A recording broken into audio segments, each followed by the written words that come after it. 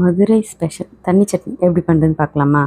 பேனில் 2 ஸ்பூன் எண்ணெய் ஊற்றி 2 முழு வெங்காயத்தை கட் பண்ணி போட்டுக்கலாம். இது கூட 4 பச்சை மிளகாய், 8 பல் பூண்டு எல்லாம் போட்டு நல்லா வதக்கி கண்ணாடி பதம் வந்த உடனே ஆஃப் பண்ணி ஆற வச்சிடலாம். ஆறுனதும் மிக்ஸி ஜாரில் மாற்றிக்கிட்டு 1 கப் பொட்டுக்கடலை சேர்த்து தேவையான அளவு உப்பு சேர்த்து நல்லா மைய அரைச்சி தாராளமாக தண்ணி சேர்த்து வச்சுக்கலாம்.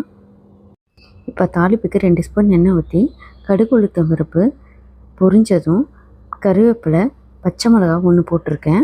அரை வெங்காயத்தை நல்லா வதக்கிக்கலாம். வதங்கின பிறகு இதில் அந்த சட்னியை சேர்த்து நல்லா கலந்துக்கலாம். இதில் எவ்வளோ வேணால் தண்ணி ஊற்றிக்கலாம். ரொம்பவே டேஸ்ட்டாக இருக்கும். வெங்காயம் வேணான்னா ஸ்கிப் பண்ணிக்கோங்க. இட்லி, தோசை எது வேணால் இருக்கட்டும், ஆனால் இந்த சட்னியை தோசையோ இட்லியோ முழுகிற அளவுக்கு ஊற்றி சாப்பிட்டு பாருங்களேன். ரொம்ப சூப்பராக இருக்கும். மதுரைக்கு போகாமே மதுரை தண்ணி சட்னி.